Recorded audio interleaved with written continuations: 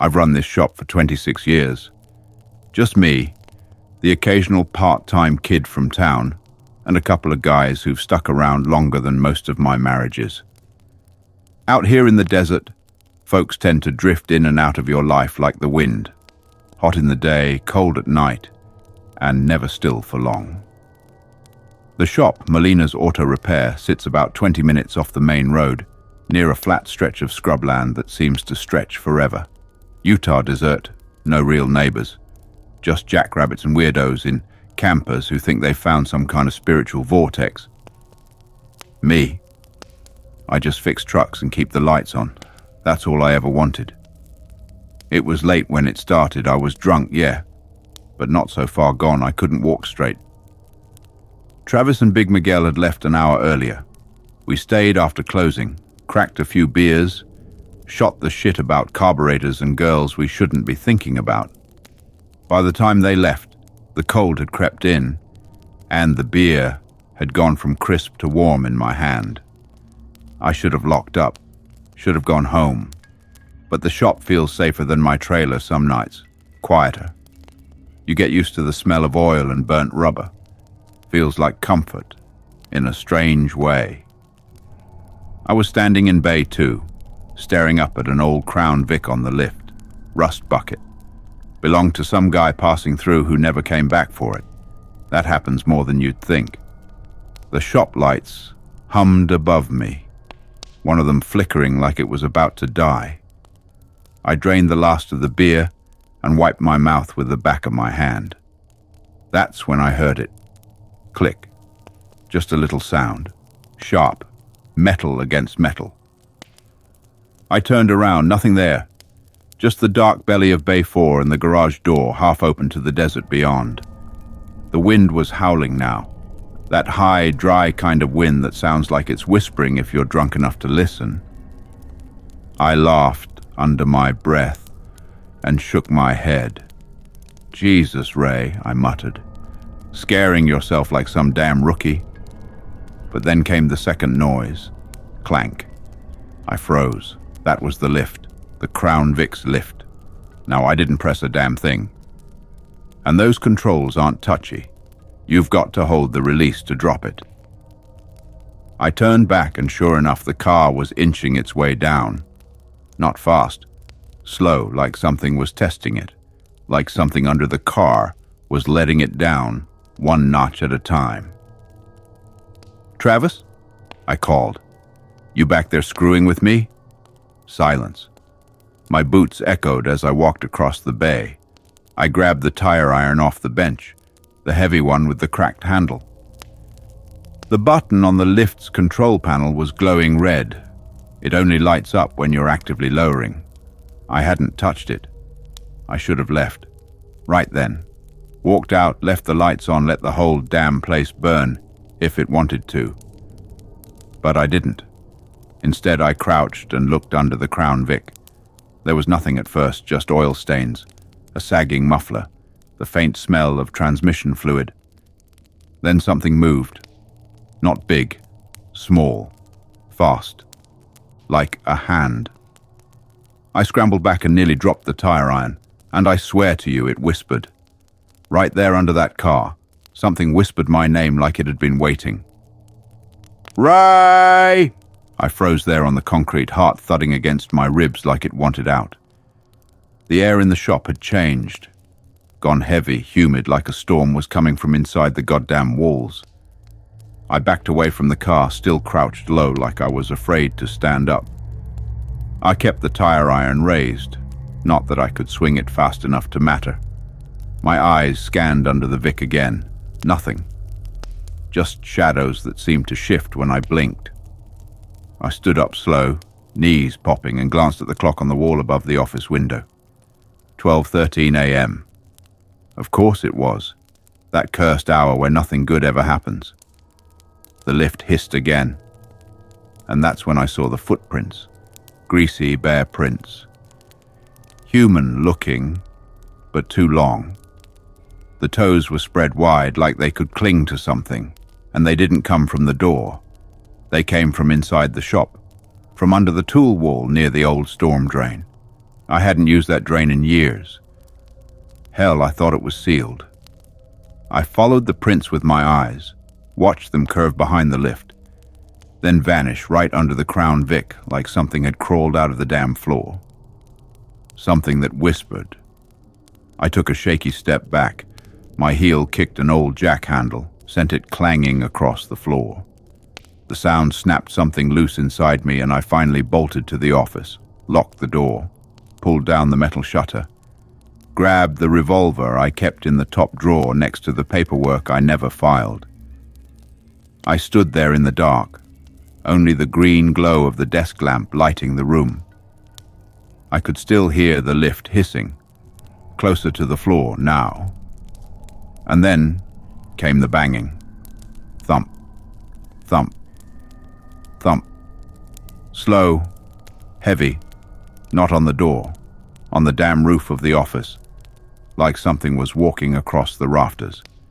I aimed the gun up like that'd help. Then it stopped. Dead silence. That kind of silence that hums in your ears like pressure before a migraine. Then I heard it scraping from inside the vents. I swear to God I saw something looking at me through the vent slit. Just 2 pinpricks of red glowing soft like dying embers. They blinked. I know they blinked, and then I heard my voice from the vent. "Ray, come out, just come out." I unloaded all 5 rounds into the ceiling. The vent shattered, drywall dust rained down. And, whatever it was, went scuttling back like a roach in the light. I didn't wait. I ran. Didn't grab my keys, didn't lock up. Didn't even shut the damn office door behind me. I ran through the bays, past the still sinking Crown Vic, out into the desert night, with the wind slapping my face and my lungs burning. I ran all the way to the highway, flagged down a cattle truck. Told the driver I'd hit my head and wandered off drunk. Didn't tell him about the thing in the vent. Didn't tell the cops either. What would I say? "Hey, there's a whispering bastard under my shop who mimics my voice and walks on the ceiling." They'd stick me in a padded room with a juice box. I've never been back. Sold the place 2 weeks later to some RV mechanic from Arizona who said he was used to weird energy. Last I heard, he packed up 6 months later and left without a word. The shop sits empty now, windows broken, lift still standing. Crown Vic's gone. Nobody knows how. But some nights when the wind kicks just right, I swear I hear that whisper again in my sleep, calling my name. Still waiting, under the lift. My name's Elena Cruz, and I clean floors for a living. Hospitals, mostly. I started a year ago working nights at St. Luke's Regional in the northeast corner of the state.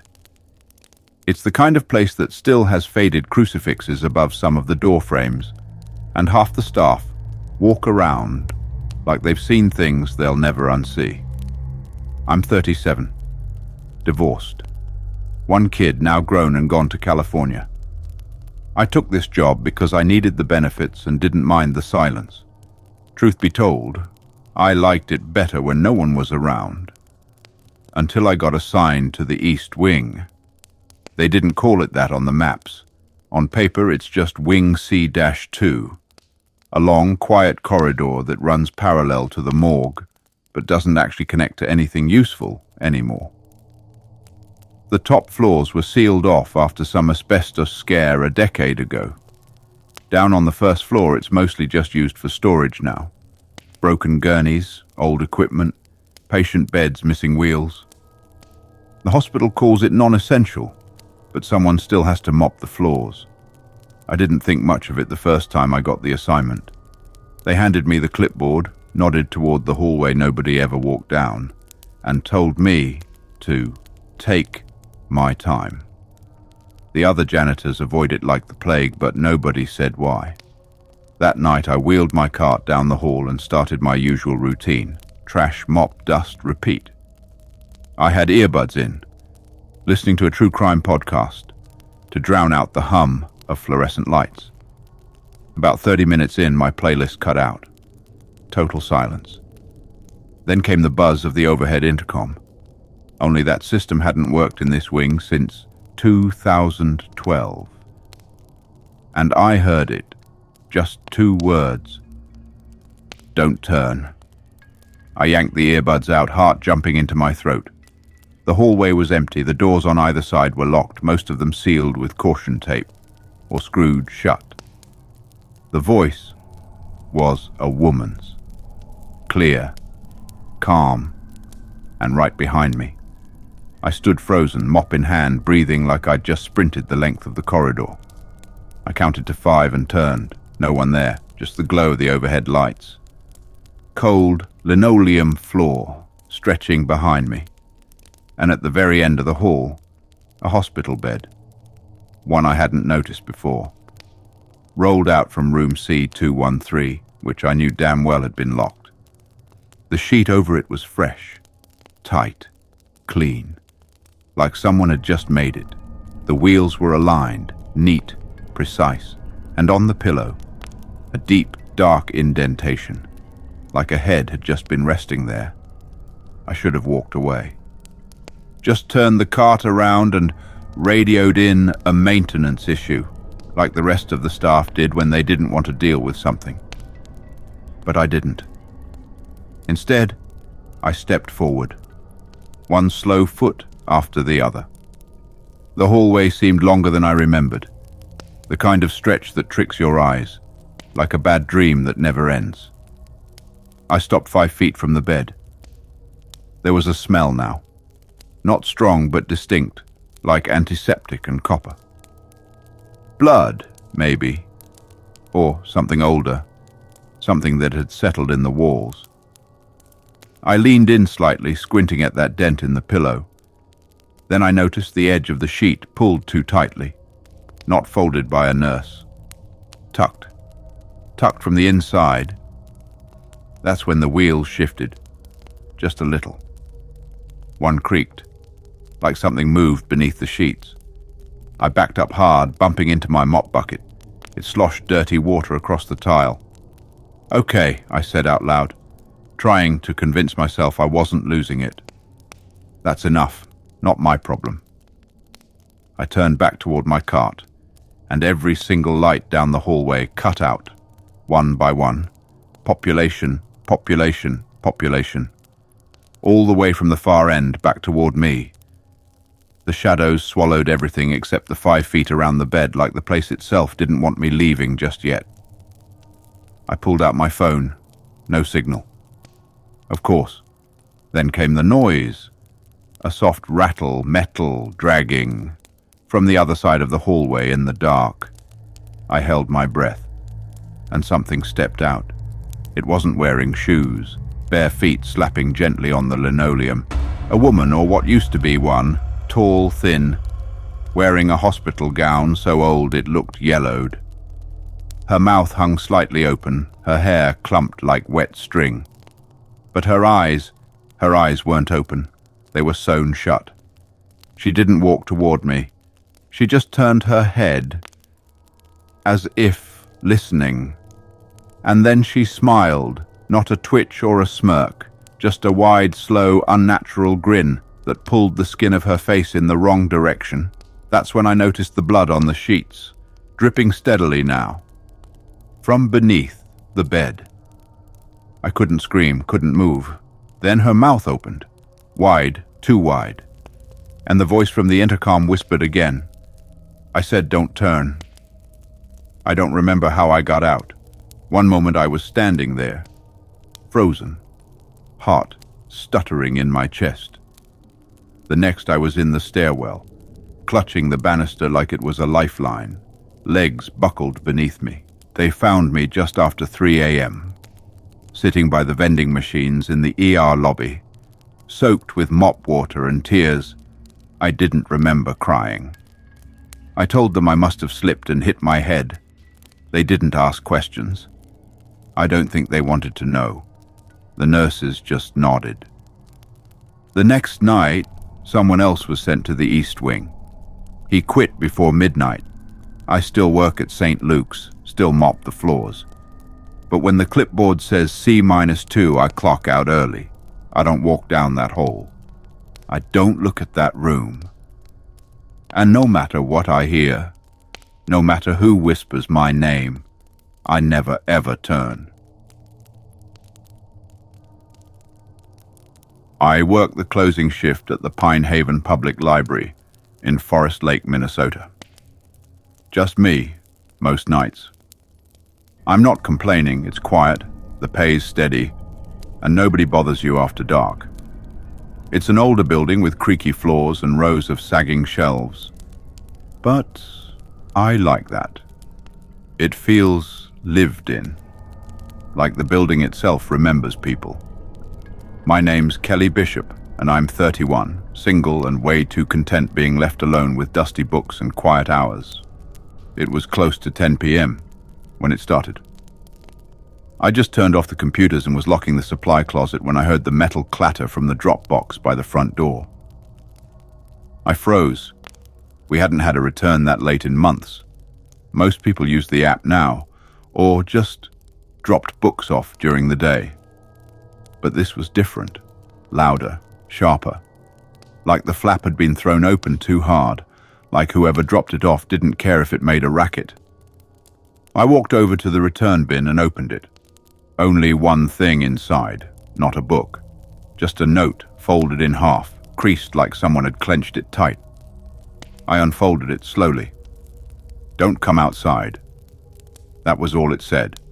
Black marker, all caps, no signature. I felt the air around me go still, the kind of still that makes your skin pull tight over your bones. I double-checked the front doors, still locked. Looked through the glass. Parking lot was empty. Just a flickering streetlight and my car sitting alone under it. Still something in me tightened. I waited. Didn't go near the doors. I turned all the lights back on, one by one, like I was chasing shadows out of the corners. I even called my friend Jen. No answer. Straight to voicemail. I left a message that I immediately regretted, my voice shaky, saying something about a weird note and asking if she could call me back. I told myself I was being paranoid. 10 minutes passed. I was standing near the circulation desk, debating whether to call the police just to be safe. Then the drop box clanged again.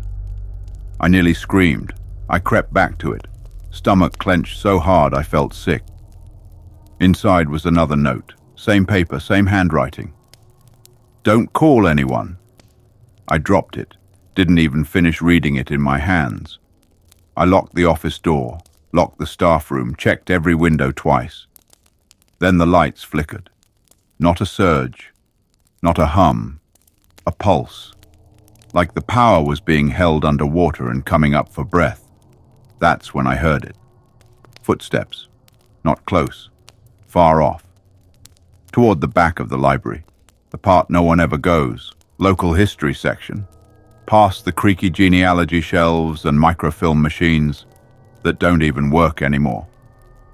I told myself I'd locked everything, but maybe I hadn't. The lights flickered again. Thump, shuffle, another footstep. I picked up the flashlight we keep under the desk and started walking toward the back. Every inch of me screaming not to, but if someone was inside, I had to know.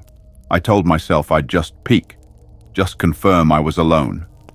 I passed row after row of bookshelves, the silence pressing down like a hand on my back. Then I reached the corner of the history aisle and slowly leaned to look around it. He was there, tall, too tall, thin as a coat rack, wearing a hood, not moving, just standing at the far end of the aisle, maybe 30 feet away, like he was waiting for me to see him. I couldn't make out his face, just that the hood was deep, and his head tilted slightly, like an animal listening. The second our eyes met, if he had eyes, he took a step forward. That was enough. I turned and ran, sprint through the stacks kind of ran. Knocked over a cart of old encyclopedias and didn't even slow down. I reached the front doors and smashed the fire alarm hammer through the bottom glass pane. The sound shattered the silence and I dove through the shards, cutting my hands on the frame as I landed on the cold sidewalk outside. I didn't look back, didn't wait. Just got into my car, locked the doors, and peeled out so fast I left tire marks in the parking lot. The police didn't find anyone. The notes disappeared before they arrived. They told me the alarm had likely scared off a drifter. Maybe someone high. Maybe a prank. They offered to install a new camera near the drop box. Said I'd probably just spooked myself. But here's the thing. We checked the outside footage. Nobody dropped those notes in. Not a soul. My name's Danielle Price, but everybody at work calls me Danny. I've been on the overnight crew at Briarwood Market for about 7 months now. Small town grocery store. One of those half-dead places still pretending it's got a future, even though the paint's peeling and the deli case hasn't worked right since spring. I'm 34, quiet, not big on small talk, and I like the night shift. It's calm, predictable, mostly just cleaning, stocking, and running inventory in the basement when the list gets long. The basement is what you'd expect. Concrete walls, steel shelves, smells like wet cardboard and onions no matter how often we mop it. Creepy, sure, but I've always thought the living people are worse than anything hiding in the dark. At least I used to think that. Last week we hired a new butcher named Craig. Big guy, mid-40s, pale. One of those faces that looks like it stopped aging halfway through a breakdown. Didn't talk much during training, just nodded and said a lot, like he was agreeing to something only he could hear. He was scheduled off that night.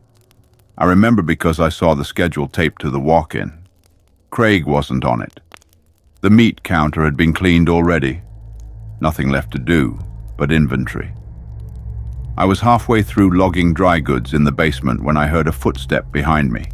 Not a creak or a thump, a step. I turned fast. Shelf behind me. Nothing there. I called up the stairs. "Hello, George?"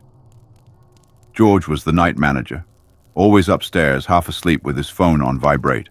He didn't answer. I figured maybe he came down without telling me, or maybe someone was doing late prep upstairs, and the sound just traveled weird. Then I heard breathing from behind the bulk cereal bins. Slow, wet sounding, like someone with a chest cold. I moved toward the noise, quiet, careful, and turned the corner. There he was, Craig, the butcher, standing still in the back aisle of the basement near the expired canned goods, holding a boning knife. His apron was still on, dried blood all over it. He wasn't looking at me, just at the wall, like he was listening to something on the other side. "Craig?" I said. He didn't move. "You're not scheduled tonight." He turned his head slow, like something wound tight, and stared at me with a smile I'll never forget. It wasn't pleasant. It wasn't human. He blinked, and I swear to God I heard him whisper, "I didn't clock out." I backed up fast, nearly dropped the scanner. My heart was doing that stutter thing where it forgets what normal feels like. Craig stepped forward, just 1 foot. I ran, sprinted past the mop bucket, up the stairs, through the break room. My key fob barely unlocked the lobby door in time. I hit the parking lot and didn't stop running until I was inside my car with the doors locked. I never saw him leave. I filed a report the next morning. George said Craig had left his shift at 3 p.m. He had clocked out on the system with a timestamp and everything. When they checked the cameras, there was no footage of him in the basement. None. Just me, walking down the aisle alone, stopping, talking to no one, then bolting out like I'd seen a ghost. I don't know what happened down there, but I do know this. 2 days later, Craig quit. Didn't pick up his last check, didn't leave a number. And yesterday I was doing a cigarette count behind the counter when I heard it. Faint from the intercom system we haven't used in years. A voice, not loud, just tired. I didn't clock out. My name's Marcus Bell, and I work underground. Transit maintenance for the city. Most people don't even think about us unless a train's late or the lights flicker while they're commuting. But we're the ones crawling through the dark at 2 a.m., making sure the whole system doesn't fall apart. I'm 39, divorced, used to be a firefighter before the asthma got bad. Now I walk tunnels with a wrench and a radio. It's not glamorous, but it pays the rent, and nobody bothers me down there. Except that night in Tunnel 6. Most people don't even know Tunnel 6 exists. It branches off the red line under the oldest part of the city, an offshoot that used to connect to a hospital rail back in the 40s. They sealed that part up, left the track in place, and we were told to leave it alone unless scheduled otherwise. That night I got scheduled otherwise. Dispatch said a sensor tripped on the maintenance line. Something about power fluctuation. Maybe a rodent shorted the feed. They handed me a flashlight, a fresh filter mask, and said, "Shouldn't take more than 10 minutes." I entered from the service hatch off 9th and Bellamy. Even the stairs down felt wrong. Damp, colder than the rest of the system, and echoing like I was walking into something hollow. I kept telling myself it was just another tunnel, just rust and mold and bad concrete, but it felt off, like the tunnel was watching me. Half a mile in, I hit the flagged zone. I checked the voltage panel, it was fine. No flickers, no blown fuses. That's when I noticed the writing. Scratched into the wall with something sharp. Hundreds of lines, names. Over and over, some were carved deep, others shallow. A few were smudged, like someone had dragged a hand across them. And the most recent name? Marcus Bell. I froze. Not my name, not a coincidence. My full name, carved fresh. Still flaking concrete dust. I backed up a step, and that's when the light behind me went out. Not flickered, not dimmed, just gone. I turned fast, sweeping my flashlight back the way I came. The tunnel was empty, but it felt full. Like someone had just left the room, and their breath was still hanging in the air. Then I heard the first tap, tap, tap, tap, from above. I aimed my light upward. There was a man in the ceiling, wedged into the crawl duct that ran along the top of the tunnel, halfway inside the metal grate. His hands were gripping the edge, and his eyes, too wide, too white, were staring straight at me. He smiled, not out of joy, not out of madness. He smiled like he knew me. Then he started crawling, fast. I ran, dropped my wrench, nearly tripped over the rail. I could hear him moving overhead, the metal above me groaning as he crawled through the vents like some huge insect. The flashlight bounced in my hand. My lungs burned. I didn't stop running until I hit the checkpoint hatch. When I looked up, he wasn't in the vent anymore, but scratched into the doorframe beside me, deep, jagged, fresh, was one final message. See you underground. I quit the next day, turned in my badge, my boots, and the rest of my pride. They asked why, and I told them I had a family emergency. They didn't press. Most people who get sent into Tunnel 6 don't last long. And the ones who do. They stop smiling. They stop sleeping. And sometimes, if you catch them off guard, they're mumbling names under their breath. Names they haven't heard in years. Names they've never told anyone. Names scratched into the concrete, right next to their own. If you work the night shift, maybe think twice before clocking in again. Because some jobs don't just drain your time, they take something else too. Thanks for joining us for tonight's journey through the dark. If you enjoyed these stories, don't forget to like, subscribe, and share the channel with someone who stays up too late. We've got plenty more horrors waiting in the shadows. Until next time, keep the lights on.